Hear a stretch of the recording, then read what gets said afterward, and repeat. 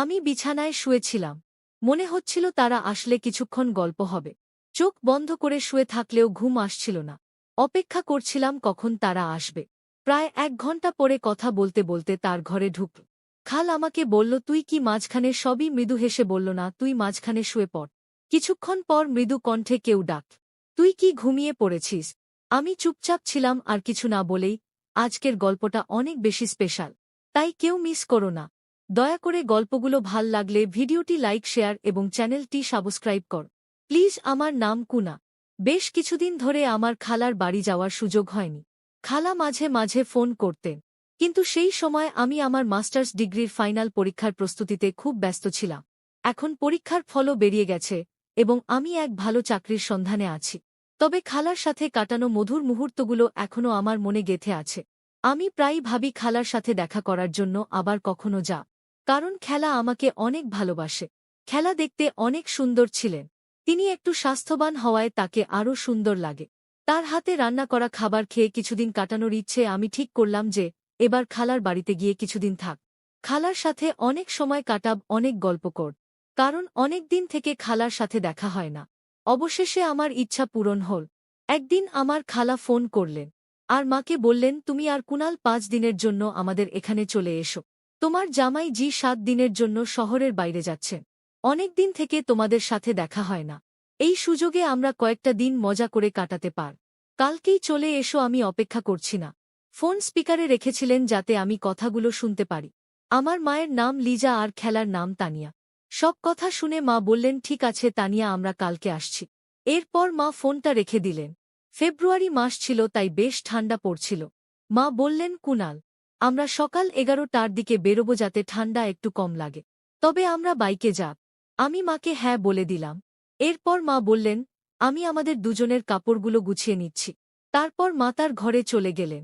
আমি আমার ঘরে গিয়ে বিছানায় শুয়ে পড়লাম। বিছানায় শুয়ে ভাবছিলাম, যদি খালা মাকে সবকিছু বলে দেয় আগের দিনের কথা, তাহলে কি হবে? আর যদি মায়ের সামনে খালা আমার সাথে কোনো কিছু করে, তাহলে পরিস্থিতি কেমন হবে? এই সব ভাবনা ভাবতে ভাবতে কখন যে ঘুমিয়ে পড়লাম বুঝতেই পারলাম না। কারণ খেলা আমার বন্ধু মত ছিল। তিনি আমার সাথে অনেক ফ্রি থাক। পরের দিন আমি আর মা সকালবেলায় চা নাশতা সেরে তৈরি হয়ে গেলাম। ঠিক 11টা বাজে আমরা বাইক নিয়ে রওনা হলাম খেলার গ্রামের দিকে। গ্রামের রাস্তা 3 ঘন্টা ছিল। আমরা দুজনেই নিজের চিন্তায় মগ্ন ছিলাম। শহরের সীমানা ছাড়ানোর পর কাঁচা রাস্তা শুরু হল। বাইকের পিছনের সিটটা একটু উঁচু থাকায় মা বারবার আমার সাথে ধাক্কা খাচ্ছিলেন। আমি মাকে বললাম, ভয় পেও না। মা আমাকে শক্ত করে ধরে রাখ। মায়ের বাইকে চড়ার অভ্যাস কম, তাই মা এক হাতে আমার কাঁধ শক্ত করে ধরলেন আর অন্য হাত দিয়ে আমার পায়ের ওপর আঁকড়ে ধরে বসে রিলে। বাইকটা কাঁচা রাস্তায় একটু কাঁপছিল, তাই মা পেছন থেকে আমাকে আঁকড়ে ধরেছিলেন। রাস্তায় প্রচুর গর্ত ছিল, তাই আমি বাইকটা আস্তে চালাচ্ছিলাম। হঠাৎ একবার আমি একটি গর্ত এড়িয়ে চলার চেষ্টা করছিলাম। তখন বাইকের চাকা আর একটি গর্তে পড়ে গেল। আমরা দুজনেই একটু উঁচুতে লাফ দিলাম। আমরা গাড়ি থেকে পড়ে গেলাম। মায়ের কোমরে আর পায়ে ব্যথা পেয়েছিল। এক মুহূর্তের মধ্যে এত কিছু ঘটল আমরা বুঝতে পারলাম না। মা বললেন, কি ভয়ঙ্কর রাস্তাগুলো! মানুষ বাইকে কেমন করে এই রাস্তায় যাতায়াত করে কে জানে। আমি মাকে বললাম, মা, বৃষ্টির কারণে রাস্তার এই অবস্থা। আর একটু এগোলেই ভাল রাস্তা পাব। মা হেসে বললেন, ভালই হল। না হলে আমি ভেবেছিলাম তোর খালার বাড়ি পর্যন্ত এরকমই রাস্তা হবে। মনের মধ্যে কিছু প্রশ্ন ঘুরছিল, যেমন নাকি আসলে সব কিছু বুঝেছেন, আর যদি বুঝে থাকেন তাহলে তিনি কেন হাত ছাড়লেন না, বরং আরও শক্ত করে ধরলেন। এসব ভাবতে ভাবতে আমরা গ্রামের কাছে পৌঁছে গেলাম। অবশেষে দুপুর 2টার দিকে আমরা খালার বাড়িতে পৌঁছে গেলাম। 15 মিনিট হয়ে গিয়েছিল। বাইকের শব্দ শুনে খালা উঠোনে এসে হাজির হলেন। আমাদের দেখে তার মুখে খুশির ঝিলিক ফুট। তিনি তৎক্ষণাৎ মাকে জড়িয়ে ধরলেন। মা তাকে শক্ত করে আলিঙ্গন করলেন। দুজনেই একে অপরের খবরাখবর নিতে ব্যস্ত হয়ে পড়লেন। অনেকদিন পর তাদের দেখা হল। তারপর মা বাড়ির ভিতরে চলে গেলেন। এরপর খেলা আমাকে জড়িয়ে ধরে বললেন, কি রে দুষ্টু, একদিন হয়ে গেল, আসার নাম নেই। আর হ্যাঁ, তুই এত সাজগোজ করে কেমন করে এলি? এবার তোমাকে সব বলতেই হবে। আর তোর বিয়ের কথাও বলতে হবে, যাতে তাড়াতাড়ি তোর বিয়ে দেওয়া যায়। আমি একটু দূরে সরে গিয়ে বললাম, কি বলছ খালা, এসব কি খায়? সে বাড়ির ভিতরে চলে গেলে আর আমি বাইক থেকে ব্যাগ নিয়ে ভেতরে ঢুকে পড়লাম। মা আর খালা তখন রান্নাঘরে গল্প করছিলেন। আমি ব্যাগ রেখে ফ্রেশ হতে চলে গেলাম। ফ্রেশ হয়ে কাপড় বদলানোর পর বড় ঘরে গিয়ে বসলাম। এদিকে মা আর খালা ডাইনিং টেবিলে খাবারের প্লেট সাজাচ্ছিলেন। হঠাৎ খেলা আমাকে ডেকে বললেন, এসো খেতে বসো। আমি তাদের সাথে বসে খাবার খেতে শুরু করলাম। খাওয়ার সময় বিভিন্ন বিষয় নিয়ে কথা হচ্ছিল। সবার সঙ্গে মজা করতে করতে খাওয়া শেষ হল। তখন মা বললেন, তানিয়া, কি বলব তোকে, রাস্তা এতটাই খারাপ ছিল যে বাইকে ধাক্কা খেতে খেতে আমার কোমর আর শরীর ব্যথা হয়ে গেছে। পুরো শরীরটাই যেন ব্যথায় ভরে গেছে। এখন তুই কিছু কর, আমি বেশ অসুস্থ হয়ে পড়ছি। এ কথা শুনে খালা বললেন, কোন চিন্তা করিস না, কুনাল খুব ভালো মালিশ করে। আমার শরীর খুব ব্যথা করছিল, তখন ওই আমাকে মালিশ করেছিল। তারপরে আমার পুরো শরীর একদম হালকা লাগছিল। এত কথা বলে খালা আমাকে চোখ মেরে বললেন, কুনাল, তোর মায়ের শরীরটা ব্যথা করছে, মালিশ করে দিস, পরে আরাম পাবে। আমি সম্মতি জানিয়ে ঘরে চলে গেলাম। কিন্তু মনে মনে এক প্রশ্ন ঘুরতে লাগল, খালা কেন বললেন যে আমি ভাল মালিশ করি? সত্যিই কি তিনি মজা করছিলেন, না মায়ের সাথে আমার ঘনিষ্ঠতা বাড়াতে কিছু এক পরিকল্পনা করছে? খালার এই আচরণের পেছনে কি উদ্দেশ্য ছিল তা ভেবে আমার মধ্যে অস্থিরতা বাড়ছিল। খালা আর মা তখন রান্নাঘরে পরিষ্কার করছিলেন, আর আমি দূর থেকে তাদের দিকে নজর রাখছিলাম। তাদের দেখতে এবং তাদের দুজনের সৌন্দর্য একই রকম মনে হচ্ছিল। তারা ধীরে ধীরে কথা বলেছিলেন, তবে আমি ঠিকভাবে কিছু শুনতে পারছিলাম না। কিন্তু কেন জানি না মনে হচ্ছিল তারা আমার কথাই বলছিলে। কিছুক্ষণ পর তারা দুজনেই রান্নাঘর থেকে বেরিয়ে এসে বড় ঘরে বসে পড়লে। তখন বেলা 4 বাজে। খালা বললেন, লিজা, তুই একটু কাপড় বদলে নিয়ে গাউন এনেছিস? যদি না আনি তাহলে আমার টানেই। তারপর এক গ্লাস পানি খেয়ে শুয়ে পড়। তারপর কুনাল তো শরীরটা মালিশ করে দেবে, যাতে তো শরীরের ব্যথা কমে যায়। এতটুকু বলেই তারা দুজনে শোবার ঘরে চলে গেলে। আমি বসে বসে ভাবছিলাম, জীবনে কখনো এমন ধরনের কাজ করিনি। কিছুক্ষণ পর খালা রান্নাঘর থেকে এক পাত্রে কিছু নিয়ে এসে বললেন, চল, সময় হয়েছে। আমি কিছু না বলে চুপচাপ তার পেছনে শোবার ঘরে গেলাম। সেখানে গিয়ে দেখি মা বিছানায় শুয়ে আছেন। মায়ের পা এবং শরীরে প্রচণ্ড ব্যথা ছিল, কারণ তিনি গাড়ি করে আসার সময় পড়ে গিয়েছিল। মাকে দেখে মনোযোগ দিয়ে তাকিয়ে রইলাম। হঠাৎ খেয়াল করলাম খেলা আমার পাশে দাঁড়িয়েছে। খালা হেসে বললেন, কি দেখছিস কুনাল? আগে কখনো কি তোমাকে দেখিনি? তোর মাকে একটু তেল দিয়ে মালিশ করো, তার অনেক কষ্ট হচ্ছে। মায়ের ব্যথা লাঘব করার জন্য আমি বিছানার পাশে বসে একটু চিন্তায় পড়ে গেলাম। তখন খালা ছোট্ট এক পাত্রে তেল এনে আমার হাতে দিলেন এবং বললেন, শুরু কর, পা থেকে শুরু কর। আমি আস্তে আস্তে মায়ের পায়ে তেল লাগাতে শুরু করলাম। খালা পাশে বসে মনোযোগ দিয়ে আমার কাজ দেখছিলে। যদি আমি প্রথমে একটু সংকোচ বোধ করছিলাম, তবুও ধীরে ধীরে কাজটা চালিয়ে গেলাম। কারণ মাকে সুস্থ করতে হবে। আমার মনের ভেতর শুধু একটাই চিন্তা ছিল, মাকে সুস্থ করতে হবে। মা মুখটা একটু ঘুরিয়ে নিলেন। এরপর খালা একটু দূরে শুয়ে মাকে জিজ্ঞেস করলে, কেমন লাগছে লিজা? মা বললেন, এখন কিছুটা ভালো লাগছে তানিয়া। তুই থাকলে আজ একটু ভিন্ন কিছু করলাম। তুই অনেক কিছু জানিস। খালা তখন মায়ের মাথায় হালকা চাপ দিয়ে বললেন, এত বাচ্চা সব কথা বলছিস কেন? কুনাল তো পাশে রয়েছে, সে কিভাবে? মা একটু লজ্জা পেয়ে হাসলেন এবং বললেন, আরে তানিয়া, আর কথা বাস না, না হলে পুরো ব্যাপারটা নাটকের মতো হয়ে যাবে। এরপর মা আমাকে বললেন, কুনাল বেশ আরাম হচ্ছে, তাই আর বেশি মালিশ করা লাগবে না। শরীরটা এখন বেশ ভালো লাগছে, মনে হচ্ছে ব্যথা কিছুটা কমে গেছে। তারপরেও আমি আর কিছুক্ষণ মালিশ করে দিলাম। প্রায় আধ ঘন্টা পরে মা শান্ত গলায় বললেন, এ যথেষ্ট হয়েছে কুনাল, অনেক স্বস্তি লাগছে। আমি উঠে দাঁড়ালাম। তখন মায়ের পাশে দাঁড়িয়েছিলাম। মা হঠাৎ পাশ ফিরে শুয়ে পড়লেন। তখন খালা এসে বললেন, আরে লিজা, এখনও তো অর্ধেক মালিশ বাকি আছে। মা একটু লজ্জা পেয়ে বললেন, থাক তানিয়া, কুনালের সামনে এটা করতে একটু অস্বস্তি লাগছে। মালিশ শেষ হওয়ার পর মা বেশ ভাল বোধ করতে লাগলেন। আমরা সবাই বাইরে এসে একটু বিশ্রাম নিলাম। এরপর খেলা আমাকে ডেকে বললেন, কুনাল, অনেকদিন হয়ে গেল, চল ভেতরে যাই। আমি রাজি হয়ে ভেতরে গেলাম, যেখানে আমরা সবাই মিলে খেতে বসলাম। খাওয়ার সময় খালা আমাকে জিজ্ঞেস করলেন, তাহলে কুনাল, মায়ের মালিশ করে কেমন লাগল? আমি হেসে বললাম, প্রথমে একটু অস্বস্তি হচ্ছিল, কিন্তু তোমার কথায় সাহস করে করলাম। খালা হেসে বললেন, দেখেছ মা, এখন অনেকটা ভালো আছে। আমি বললাম, হ্যাঁ, এটা তোমার কারণেই সম্ভব হয়েছে। খালা হেসে বললেন, তাহলে পরের বার আরও ভালোভাবে একটু মালিশ করে দিস, যাতে তার ব্যথা দ্রুত সেরে যায়। পারবি তো? আমি মৃদু হেসে বললাম, ঠিক আছে।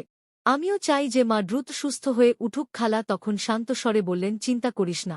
আমার চোখ হঠাৎ আলমারির আয়নার দিকে চলে গেল। দেখি দরজার কাছে মা দাঁড়িয়ে আছেন, তবে খালা সেটা খেয়াল করেননি। আমি ভান করলাম যে কিছুই দেখিনি। আবার আয়নার দিকে তাকাতেই দেখি আমাদের দিকে তাকিয়ে আছে। কিছুক্ষণ পর আবার তাকালাম।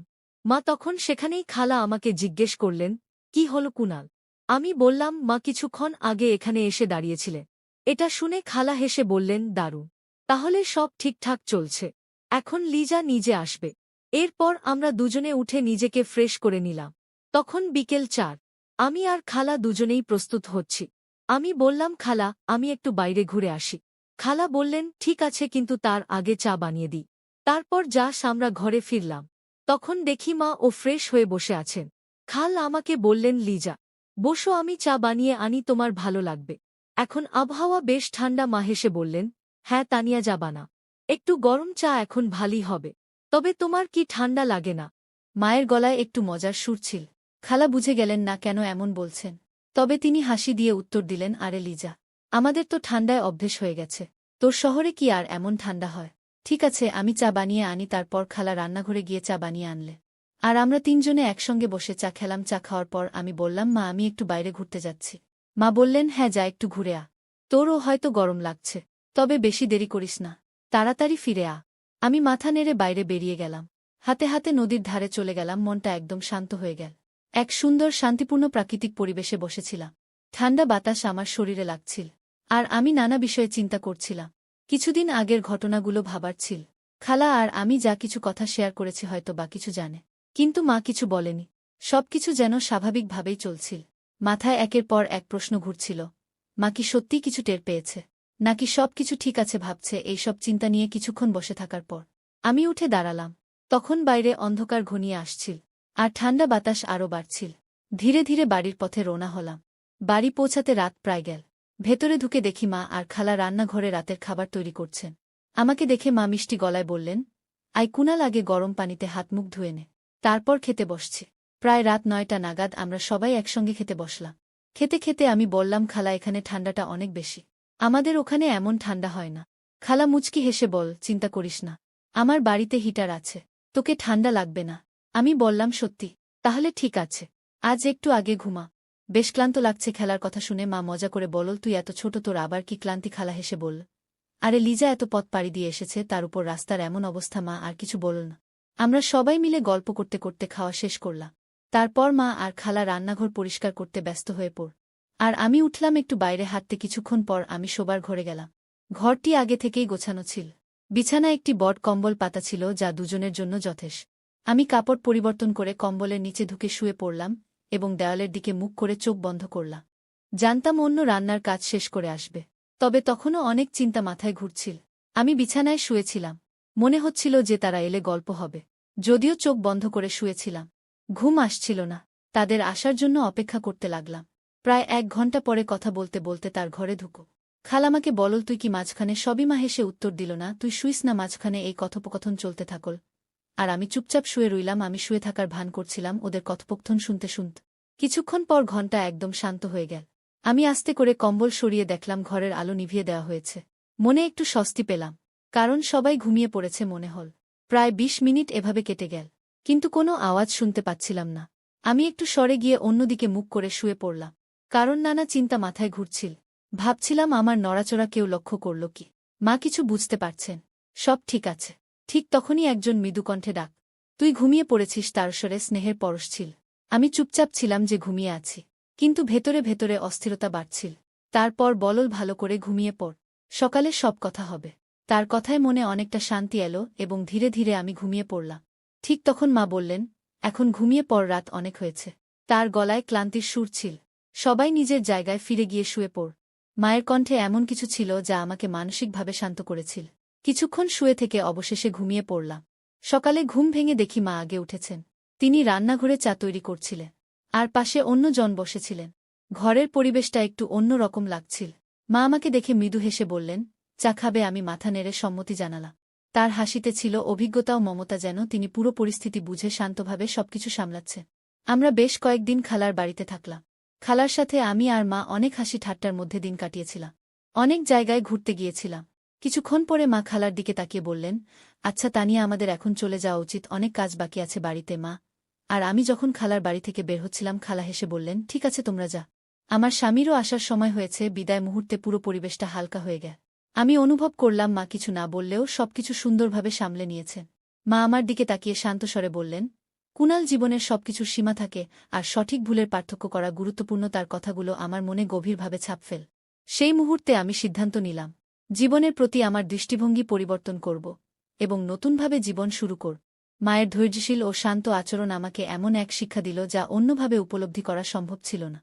খালার বাড়ি থেকে বিদায় নিয়ে আমি মনে মনে প্রতিজ্ঞা করলাম যে আমার চিন্তা ভাবনা ও কাজকে সঠিক পথে পরিচালিত কর।